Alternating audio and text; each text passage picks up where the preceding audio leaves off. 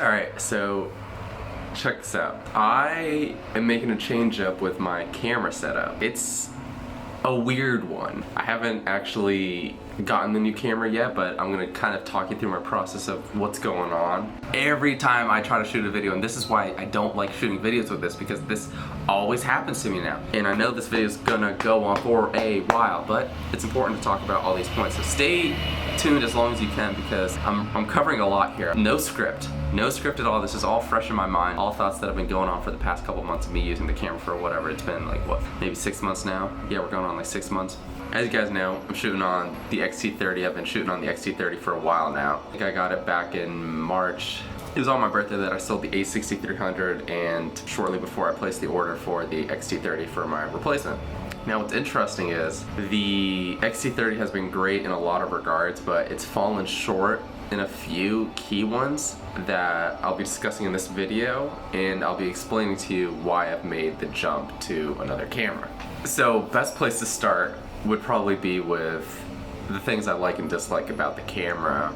Obviously the big focus being on what I dislike that has prompted me to make a switch. My thought process, and I'm going to be saying thought process a lot just because that's how I am. I'm very analytical. I always think about pros and cons. I basically make a mental T-chart anytime any little decision comes up, whether that's buying a camera, a laptop, computer, car, or even something as simple as getting juice at the supermarket. I'm always looking at the pros and cons of them, and that could be how much sugar does this have? High fructose corn syrup. Does it have high fructose? Does it have high fruct? Point is, I point to my eyes. So with this, I love it in a lot of regards, but it falls short in a lot of aspects for my kind of shooting. So let's start with the pros, because we're positive here. The video quality is fantastic. 4K 30, 4K 24, fantastic at 200 megabits per second. Again, when I was telling you why I decided to go with the X-T30 over the A6400, I didn't feel like the A6400 was much of an upgrade over the A6300 I had. Granted, it had the flip up, not flip out screen, which I think is the main pro. Like in a situation like this, I would love it right now. For vlogging or filming yourself, it's fantastic and it's a must-have. And unfortunately this doesn't have it, and I don't plan on getting an external monitor for this unless I get it for really cheap or some other kind of deal pops up for it. But in general, with my kind of shooting, I like to minimize, I don't know if, God damn it, stop messaging me. For the shooting I like to make sure that my kit is as simple as possible. That means basically the camera and not much else. If I could shoot everything with one camera, one lens, and that's it, nothing else was required, that'd be perfect. We don't really live in a perfect world. We need to have a variety of lenses. We need to have a variety of other tools, whether that's tripods, gimbals, microphones, and things like that. Right now, for the simplicity of this video, just because this is happening so quickly, I'm actually just shooting on the X-T30, no external microphone, just using the 35mm lens that came with it. What are the things I like in addition to the 4K? I think the photo quality of this is better than the A6300, especially with the 35mm. I love it. The best lens I had on the Sony was the 50mm f1.8, I think it was. Overall, I can say I prefer the images that come out of this. I prefer the video quality that comes out of this. The Sony, however, I still felt had better autofocus. Like when it locked onto you, it locked onto you. This, when the focus is working, it's fantastic, like when it's doing the eye tracking. But what I've noticed a lot, and the thing that has been concerning me a lot, which actually I'm not fixing with my new upgrade, and I'll tell you why. In a situation like this, you may notice like the differences in cuts, slight variations in tilts and angles, and you might see me coming in a frame. And the reason for that is I'm constantly pausing or cutting the clip, making sure what I just recorded was good, and then coming back. I've done too many of these sessions, which you haven't even seen on the channel, which have been completely out of focus. I've probably done at least another maybe 5 detailed, when they were relevant, reviews on this camera, using this camera, that have been thrown out because the autofocus was absolutely garbage. And you're thinking, well, you shouldn't be relying on autofocus. And in general, I would not. If I'm filming something, if I'm actually behind the camera, I am not using autofocus for the most part, unless it's needed. That's because just in general, manual focus is just going to be so much better, or autofocus single. You just click on it and you make sure what you want is in focus, and that's it. You let it roll. In this situation, I have it on continuous just because I'm moving in and out. I have it at a relatively low depth of field just because the lighting in here isn't that great. I only have that one light source and a lamp over there, and it helps for the moody lighting, and I could open the shades over there, but then we're dealing with different light sources and we don't typically want it. And tied in with that, jumping in and out of frame here to see if it's working. I'm about to do that right now. So quickly scrubbing through that video, that last clip really quickly, it seemed to be mostly focused on my face with just the occasional in and outs, and I'm not sure if it's focus hunting as I'm doing this or because my hand is in frame and it's trying to focus on my hand. With Sony, I never really had that issue, at least I don't think I did. I wasn't doing this kind of filming as much, although I did it at times, but in the times I did it, it worked well. There was one time I was doing this really nice outdoor test, and I think I had the A6300 when I was doing the comparison, but I was doing the talking portion on the X-T30. I thought there was good separation because I was relatively close to the camera and the only subject behind me was a forest scene, and I thought that that was enough separation and it would be able to focus on me pretty well. It did not. It was horrible, and I'm not sure if that had to do with it being very bright outside. It was very bright, but I was in the shade with the camera and in the shade with myself, the subject, and the subject's behind me. So not entirely sure what was up with that, but it kept pulsing. It was terrible, and I'm not sure if that is just exclusive to the 35mm because I haven't been using the kit lens in a while, and actually I've been meaning to switch back to the kit lens and just play around with that a little bit more. But overall, I was just upset with that, and it was frustrating. The things I do like, again, going back to the pros of the X-T30 here, I like the additional dials and how you can just fine-tune your settings really quickly on there. Just overall, I like the retro look, I like the compact size, but the Sony wasn't really much different in size. I think the image quality and video quality is better. Battery life maybe a little bit too, although compared to the Sony, I was dealing with two main issues there. Overheating was a big one. If I was shooting 4K, it would overheat extremely quickly. The Fuji, I've noticed it get hot, but I don't think it's ever turned off due to temperature. The only times it's shut off on me would be low battery. But yeah, that was the main thing. And then just going back to the autofocus of this, it's weird because like I have to go back into the settings like basically after every clip almost, because if I change any setting, to have it go back to tracking your eyes. Right now it doesn't look like it's focusing on my eyes, just it's got the face overall that it's focusing on. I did a zone selection over here to the left side, right side of the camera. Yeah, here, I'm on the left. It's 9:30, but I woke up early and went to bed late because it's my life. It's been hit or miss, and the eye tracking will always seem to be deactivated or disabled, and it'll just go back to zone. And I don't know why I can't have both. It's just weird, because sometimes you'll have a subject, say you're shooting a wedding or anything really, you're gonna want to focus on the cake, the flowers, whatever, someone over there, and if you do that, then it's gonna stop auto looking for the eyes, and I wish it could do a hybrid between the two. Maybe I'm overthinking this, maybe I'm not thinking enough about this as to the logic behind it, but that's just something for me. Like, I just wish there was an easy way to at least switch it back on without digging into the settings again. And that's another thing. The settings on this aren't very intuitive. Sony's system or mini system was thought as stupid. I didn't think it was that bad, and I don't think this is that bad, but I think they both have their weird quirks. Like, for example, pairing this to your phone over Wi-Fi or Bluetooth, and even that's an issue in itself I'll talk about in just a second. Go into that, I had to go under like picture settings to pair it, not under connectivity. Connectivity was a separate thing that I'm not entirely sure how that works. On the subject of connectivity, it's absolute garbage. I thought Sony's was terrible. At least with Sony's, it paired. I think with Sony's, was I not able to see video? Not able to see live video? I forget what it was with Sony's. It either lagged, didn't connect as frequently as I wanted it to, or I couldn't do video with it. But overall, it was way more reliable than Fuji's app. Fuji's app, even when I downgraded to the previous version of the app, I don't know if it's because I use Android and I'm on a Google Pixel, and I'm not sure if it's because I'm on the latest version of Android. I had 8 then 9. But the app was always terrible. The few times I got it to connect, I think I could only do photos, and then it wouldn't connect at all. And then it would connect, but then I couldn't actually do anything in the app itself. It was just absolute garbage, the app itself. It was unreliable, and I could never get it to connect I think I did in the very beginning. I was able to monitor my video on my phone, and when it worked, it was fantastic because I don't need an external monitor. I can have my phone right there and I can see everything and I can make sure I'm in frame, and that's perfect. That's the way it should be.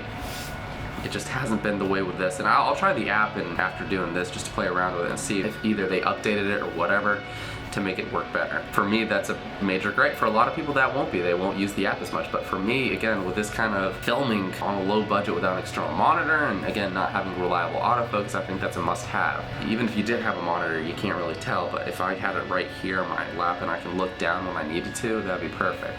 I just wish they could get their act together on that. Moving past that, what else? Again, I like to be minimalist with my gear, past just this camera. Tripod, gimbal, other cameras and things like that. So I recently got the Osmo Pocket, and I've been having some issues with that where, again, that's been a bit hit or miss as far as quality. Low light, it's pretty garbo. It's not great. When it works, it's great, super convenient, super compact. I just haven't been using it as much as I'd want to, and I think there's a couple issues with that.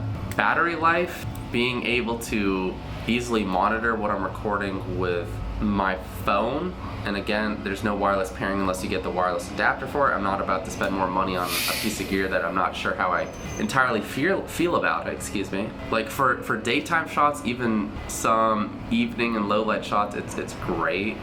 But it's been having some pulsing issues as well, which I don't like. And then lately I've had this isolated incident, which I can't find any other people complaining about it on forums or whatever, but I have a weird, think about it like your cinematic bars there. So whatever, like this much of your frame, at the bottom only, it looks like static, like on a TV, like that has no signal, the static. It's only on that one bar there. I don't think it's an issue with the sensor because when I take stills, it's fine. When I switch to certain video modes, like, so it has fine and super fine as detail options, and when I switch to super fine, it's not an issue. It'll show up, like before you hit record, it'll show up there and it'll show the static, but when I hit record, it's gone and the playback is gone. But when I take off super fine, it's there. I've reset the camera many times and it's still an issue. This is a bit of a side tangent, but it kind of gives you more background and understanding as to what I'm thinking with all my gear in general. I'm gonna have to deal with that with DJI, and after that I'm probably gonna sell it because I don't use it as much. And the other reason I don't think I use it as much is because even though it's pocketable, it's not very pocketable in the sense that you can't just have it, pull it out and use it. A couple reasons with that, and I think the main one is to fully protect it, because it's a gimbal itself with a camera. You have to put it in its case so the head doesn't turn or whatever and you don't snap it or blah blah blah blah blah, right? And I got a, let me see if I have it here. Before I show you this, notice the white balance was jumping around, so that's gonna be great when editing, and I'm probably not even gonna care enough for it.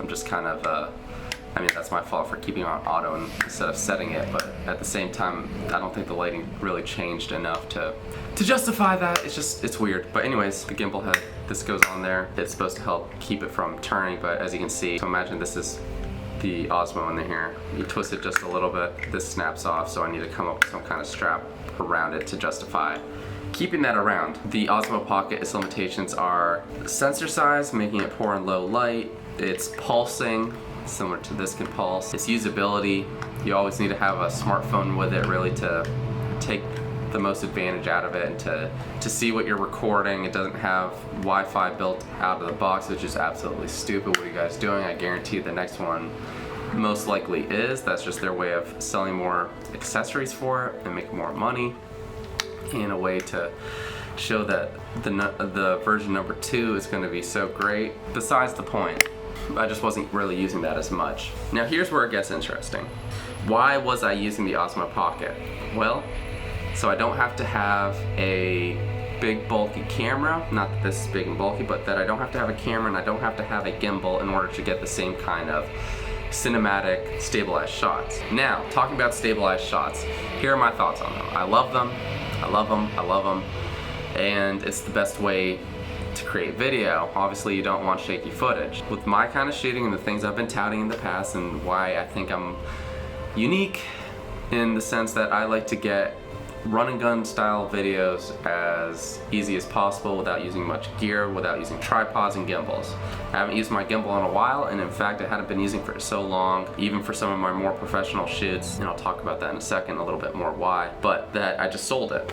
I had the Zhiyun Crane M. Someone had messaged me on YouTube asking me for my thoughts on gimbals and if I had any recommendations. If you have a small compact camera like this, get the Zhiyun Crane M if you can find it cheap. And there's like a lot of there's like a G6 Plus, I forget who makes that. I think you can find them for sub $200. And if you go used or open box, you can probably find them closer to $150, $180, depending on like eBay, Amazon, whatever. However, a Crane M, as compact as it is, still requires a backpack or a case in order to carry around. It's not fitting in your pocket, which is why I liked the Osmo Pocket. It fits in your pocket, it's all in one. Yes, you're sacrificing the image quality of your Fujifilm or whatever camera you have, but it's offset by the convenience of just, it's all in one. It's the camera and gimbal in a smaller, more compact and lighter size than your camera. Fantastic. So in daytime settings, I would prefer using that to the Crane M with my camera. I can pull it out, take the video, put it back in my pocket or hold it if I have a neck strap. It's fantastic and it works great. The only thing I didn't like is, again, you have to pair your phone to it or have your phone with it or have some mount with it with your phone, so in which case it becomes less portable, less convenient, because now you have to have your phone with it. And the phone app was recently also bugging on me. It's a common trend here, seems to be software being a very limiting factor, even though you have great hardware. At the end of the day, you want to have something that not only looks great, but is easy to get the shot. For example, if it takes me 2 hours to get this shot, whereas with that, I can get it in 5 minutes, even though the quality is 50% as good, say, I can get however many times more video shots with that and finish the video and edit the video in the time that it would take me to do it with this, right? Extreme example, but you get the point I'm trying to get at. Anyways, so the Osmo Pocket also had its limitations there with the software and its current issues that it's having. But another thing, and this ties in with just gimbals in general, the main thing I don't like about gimbals is the bobbing. You still have to walk in a very cat-like, ninja-like fashion, slow, in order to minimize this, because as you can imagine, when you walk, you're going up and down. That's just how we are naturally.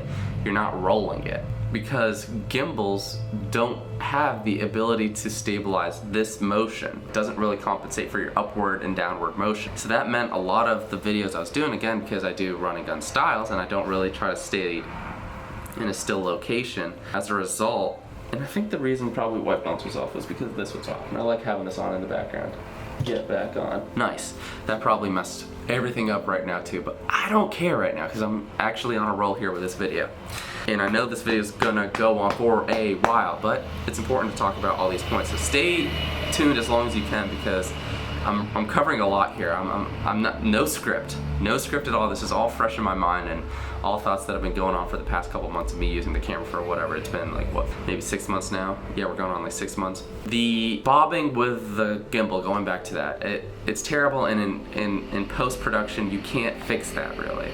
No amount of warp stabilization is really gonna fix that, so it was upsetting. Even with the little Osmo Pocket, it still had it when you were walking forward. Panning left to right, up and down, fantastic, but I wasn't seeing much of an advantage to that anymore compared to me just doing it manually with my camera and then adding warp stabilization. I thought the quality for the most part was just so similar that it didn't really matter. The only time I would say that panning and using warp stabilization doesn't work, keep this in mind, is when you have autofocus on and it's switching focus points. Because say you're panning between a wall, right? A brick wall here, and you have your model, your subject, whatever, a scenery behind there that has a different focal distance.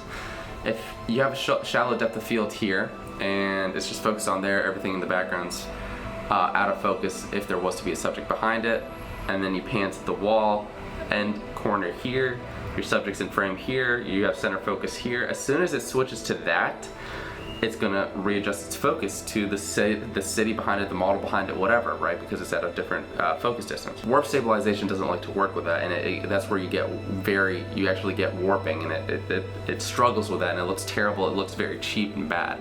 So that's the only time I wouldn't use it, and it wouldn't be very usable. You have to be very steady or put it on a gimbal or a fluid head. And I'll talk about fluid heads in a second as well. But aside from that, I have focus set to infinity, or I'm not really worried about those kind of pans. In general, I wouldn't really see the benefit of a gimbal there. Even though it's gonna be, 100% it's gonna be better on the gimbal for the most part, but I have to set up the gimbal, And the other limitation to a gimbal is if you switch your camera lens, it is gonna mess up the balance and you have to recalibrate that, and I'll be back in a second. Good thing I just checked on it there. So going back to the points we were talking about earlier, I don't know how long I've been recording now, maybe like 20, maybe 30 minutes. I had both the high temperature warning on there as well as the low battery. So now I have it plugged in via my USB-C cable, and that's been convenient. I love having that this is USB-C because most of my devices are USB-C now. But the high temperature warning is something that I am going to have to keep an eye out on, and potentially it could shut it down, and I'm going to have to be checking way more frequently now just to see. And again, that's where having the external recorder of some sort would be beneficial. Quick tangent as well, I thought I was supposed to have a recording indicator on the X-T30. I guess I don't, or it doesn't work. I live very close to a fire station and a police station, and it is terrible, especially at nighttime. That is loud. Oh wait, it's way worse in early mornings because I can at least sleep through and there aren't as many issues, but early in the morning, like 4, 5, 6 a.m., it is terrible. So many tangents, but so much on my mind, I have to get it out. Blah, okay, I just checked it again. So I sold that, and very much considering selling my Osmo Pocket because I'm not using that as well. This is where I'm trying to minimize the gear I have. So that brings us to the next stage here. The X-T30 has been a great camera. It's the newest camera from Fujifilm. Obviously it's going to be replaced eventually with the X-T40, and there's going to be new cameras coming out soon. But right now is a very unique time for me because I have a couple important video shoots coming up, and I'm able to justify new purchases, or it helps me justify the effort of making new purchases and replacing old gear. I'm still very much in the mindset of have as few gear as possible to get the most kind of shots out of there. That's just my mentality for everything. And my budget is still under $1,000. So what am I doing here? Well, my plan is get a camera that can get the same type of video quality, image quality, same compact size. Ideally still use my same old lenses so I can just sell the body, because it's usually easier to sell the body with one lens versus as a kit, and you can usually get more bang for your buck that way. And I mean, I love the eternal profile, I love the color science behind this. It just has some quirks. Some I'm willing to look past, and some I would like to improve upon. I talked about a lot of things here, maybe kind of put it all together and see where I'm going with this. If I can get a camera that has most of the features that this does, has inbuilt body stabilization, that's actually good, because the A7 III, when I tried it, wasn't that good, and people definitely overhyped it. When I was comparing the two, it's not very useful for video. It's more useful for, I would imagine, photography, where you're trying to shoot in low light. You aren't going to be that steady. You're either going to have to crank your ISO or lower your shutter speed. I still want to be able to retain higher detail and better 1080p slow motion. Again, that was the limitation I thought the Sony A6300 had, and that I assumed the A6400 would also have, as well as the 1080p and 1080p slow motion just was soft, in my opinion. Just I can't go between 4K to that. It just looked extremely soft and noticeable, and so I didn't like it. Whereas this, the 1080p on it is actually very sharp and good, and I like the 4K on it. I just well, I do like the 4K, but I wish the slow motion also the recorded audio does not do that. Not a big issue, but something else to note while I'm just talking about everything on my mind right now with this camera, and I'm trying to stay as consistent with this review as possible. Just got the error that the camera has reached its max internal temperature and it needed to shut down. So yes, I'm still having overheating issues, just maybe it takes a little longer with this compared to the A6300, but regardless, I'm still having it. My house is temperature controlled, it's not very hot, but it's still overheating, and I don't like that. Let me try to get as much of this video out of the way on this, and if I have to switch my phone, then by God I will, just to finish up this video, because it's very important that I get this out today. I have a goal to do so. Anyways, in-body stabilization, yes, I want that. For the kind of shooting I do, if I can get very cinematic fluid shots without using a gimbal, ended up taking like a 10-minute break right there to let the camera cool off and charge just a little bit. Luckily, the high temperature warning has gone away. But like I was saying, every time I try to shoot a video, and this is why I don't like shooting videos with this, because this always happens to me now. My videos are longer form, which I cut up, and I cut out the redundant parts out. Like this sentence maybe will get cut out, maybe it won't. But the fact that I still have issues with this, I don't know it's recording, I don't know if I'm in focus, I don't know what's going on, a plethora of other weird issues that are kind of happening. It has ultimately led me to deciding, hey, it's time for some kind of switch. Maybe I'm not going to get the benefits or the everything fixed because my budget is still limited, but overall I'm still going to get a very good upgrade to what I have right now for that same amount of money. And again, so what I was saying was, before this last got cut off, was I need IBIS because I want the ability to get cinematic shots more easily without the need of a tripod or a gimbal. But when I'm being careful with my up and down movements and hopefully even the ability to walk, IBIS can get you shots that look very similar to a gimbal, kind of eliminate some of that up and down movement that a gimbal wasn't able to eliminate. And if down the road I do use a gimbal, whether it's a gimbal or a stabilizer, it helps even eliminate more of that and it looks even better. So that might be something down the road. But right now I want to just start with the IBIS and see how that is. I have been shooting a lot of low light photos more recently, and while if I put it on a tripod it would have been great, IBIS helped eliminate the need for the tripod. Right now, just in this video, we're seeing a couple issues. Potentially the focus. The main thing is the battery life, it just dying on me randomly, overheating. I do sometimes wish the grip was a little bigger, but it's not a huge deal, but that is one. Another limitation of this is weather sealing. Sometimes I do shoot when the conditions are a little less than ideal. Sometimes it starts to rain on me, and I don't want to get any kind of damage to this, so I go and hide. What am I thinking? Under $1,000. What has IBIS? What has better battery life? What isn't going to overheat as much? Some of that I can also use my Fuji lenses on. It's going to be the X-H1. That's Fujifilm's more pro-level camera. And while I don't necessarily consider myself needing those pro-level features like you would see in the A7 III and things like that, like dual SD cards and weather sealing even, they're great things to have.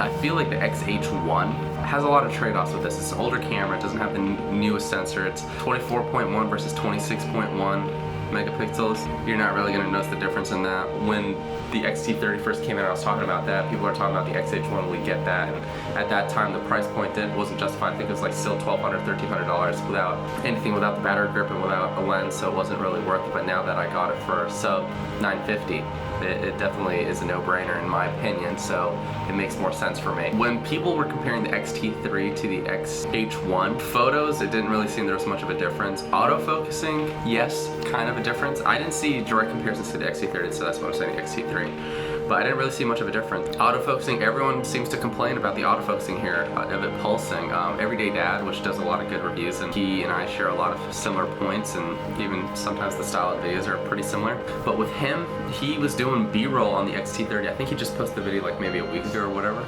And doing more research and refreshing my mind on the camera right now before doing this video, I watched parts of his. His was pulsing and he was complaining about that. His studio setting wasn't poorly lit or anything, but it seems like no matter what, unless you have like a Sony or a Canon, you're gonna have that issue if you're shooting with Fuji. So I don't consider the tracking or the autofocus on this to be that significant of an upgrade over the X-H1 to really put this as a pro, although I'll just say it is. The X-H1 has some key features that are going for it right now. One, you can find it on sale. You can find a good value on it. So I'm not like spending extra money to get that. And I don't really feel like I'm losing out, like if it was the same price, between like potentially like considering it as a downgrade from it. There was a deal that I got with the battery grip with it. I need to do more research on this, but in addition to obviously extending its battery life, it adds additional features like the ability to monitor audio out of it. Fantastic. I wish this had it. It doesn't have it. It only has audio in via a 2.5 millimeter jack. Stupid, not 3.5. Stupid. Why are you doing that? Stupid, stupid, stupid.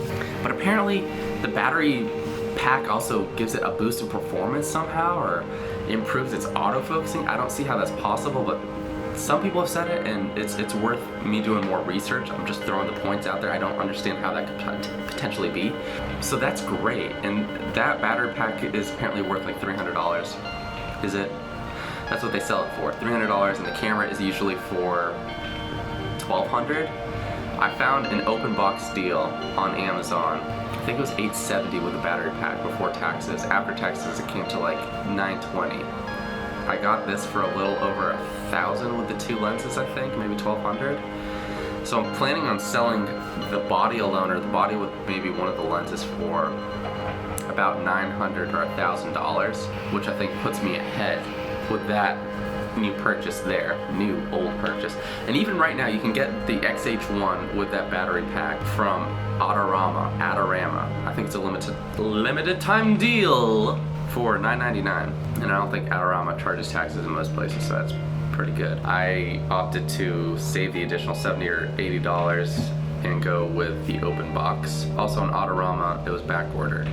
So that's another thing to consider, at least for me, because I have a wedding this weekend that I'm getting ready for and planning more details for that. So that's kind of what also kind of inspired this recent change. Recently sold my gimbal, recently had the issues with the Osmo Pocket, and again, I'm more comprehending the kind of style I'm doing, the limitations of what I'm doing right now, where if I am to do this kind of run and gun and guerrilla style shooting, IBIS is a must-have for me.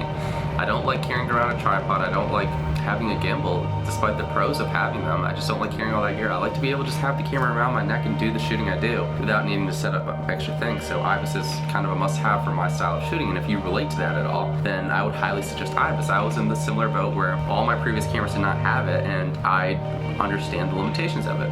Despite me thinking how smooth I can be, I would say a good amount of my shots, and even shots that I thought were perfect and I nailed it, weren't very usable even with warp stabilization, because the shakiness of it being too shaky and you're not getting enough good footage out of it. That can translate to better photography as well, especially in low light scenes. So IBIS has its value. I used to think it was overrated, and that was because originally the cameras I was looking at that had IBIS, it was hardly beneficial. Like the A6500 to the A6300, hardly usable.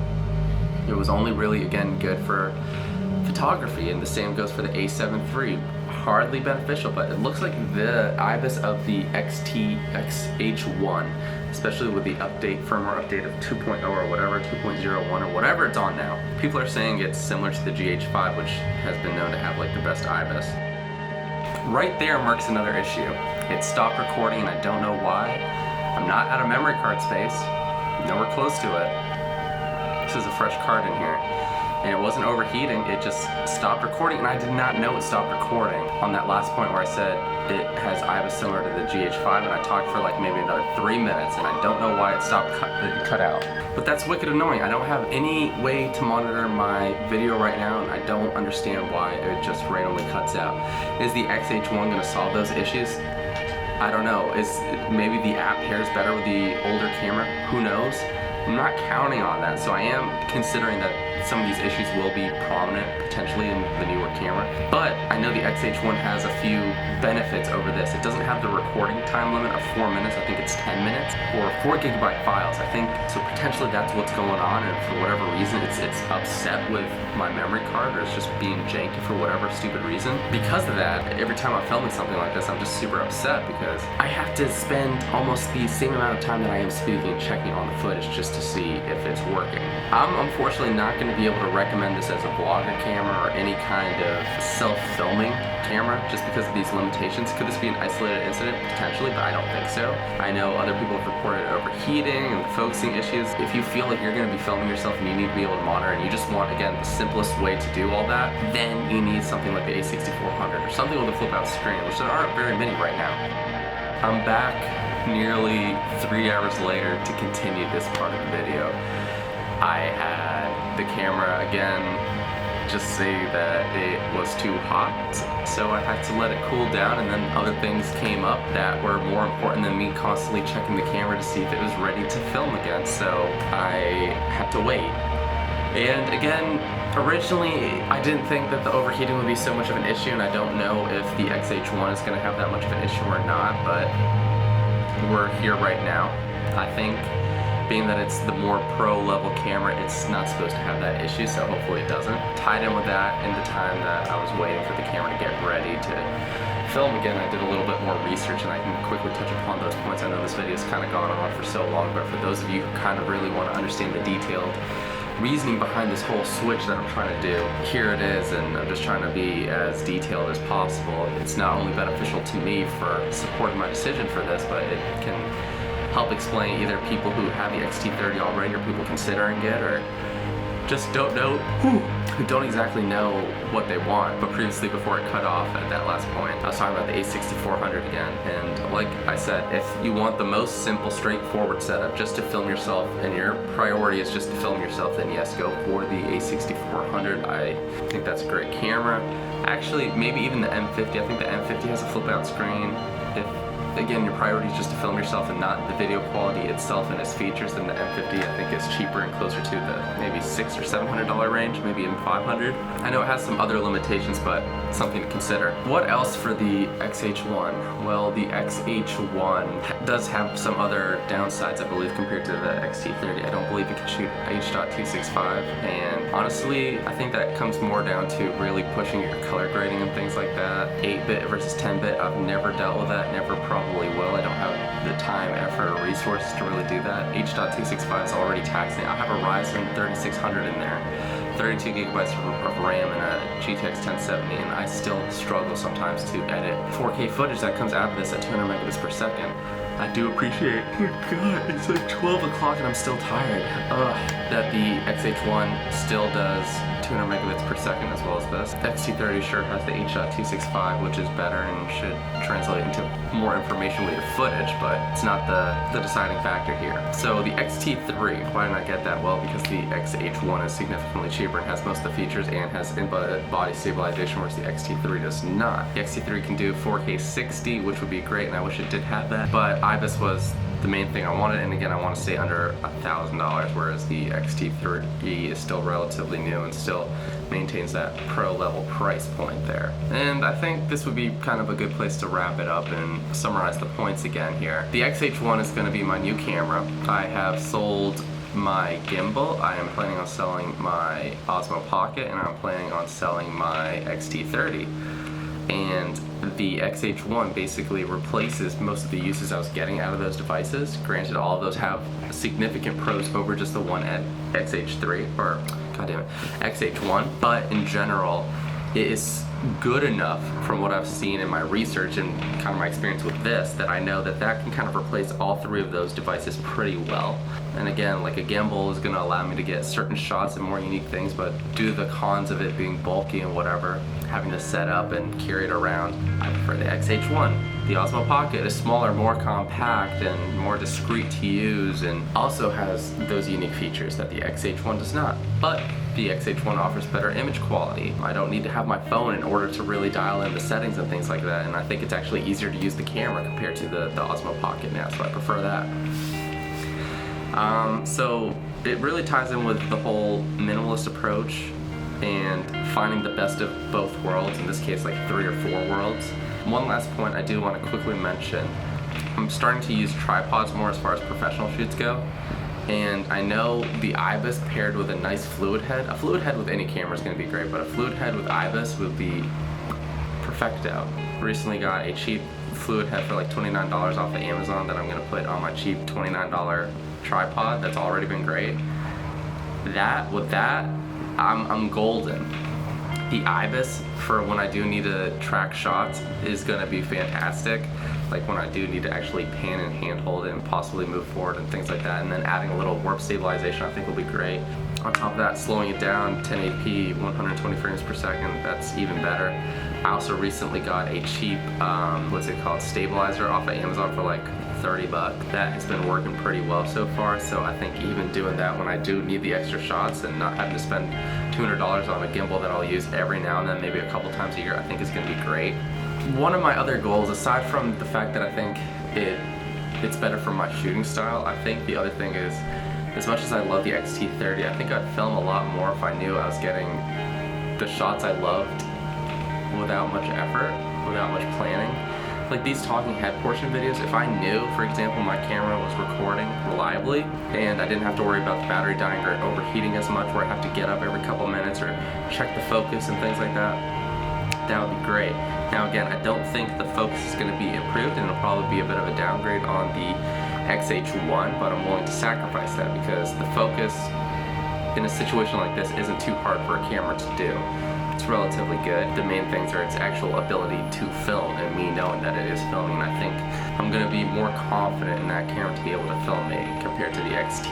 X-T30. The X-T30 is still a great value, and it's the newest high-end Fujifilm that's sub $1,000 or at $1,000 that I think is good. And you're willing to work past some of the sacrifices I mentioned, and you want the better image quality compared to the A6400, then you might be willing to go with the X-T30. However, even right now, I'm kind of thinking that the A6400 might have been the better choice compared to the X-T30, just for the other reasons and its ability. I never had a problem with the A6300 as far as when I was recording, it was recording, and it was great. It would overheat, but I could kind of predict that in 30 minutes it's going to overheat. Granted, this doesn't overheat as fast, maybe closer to 40-45 minutes. So yeah, that's my main thought as far as, this is kind of like my 6-month review with the X-T30, what I like, what I dislike about it, and my reasoning for switching to another camera. Pros of this are good enough that it's inspired me to continue with Fujifilm. I like the color science, I like the features of it, the video and photo quality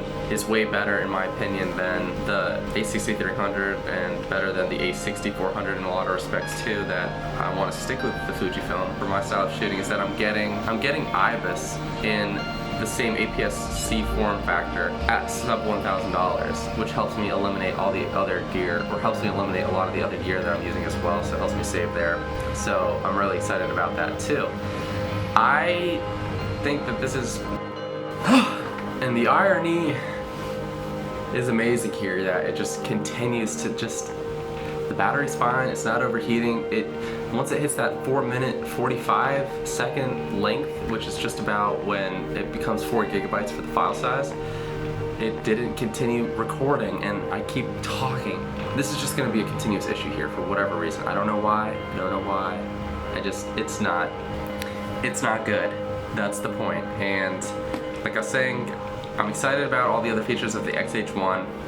The X-T30 is great in a lot of respects, but falls short in some key ones that are honestly causing me a great deal of confusion and disgruntlement, that I think it is important for me to switch cameras, and I'll leave it at that. Be sure to subscribe, stay tuned for more content, whether it's camera related, cinematics, tech gear, drones. I want to do more stuff with my drones and just really get out there and shoot more, so stay tuned for that. I'm excited for the other content that I have coming out soon. Let me know your thoughts, comments down below. Let's start a discussion there. Let me know what you guys think about this decision I'm making here. Would you be doing something similar? Yeah, sweet. Until next time, guys. Peace.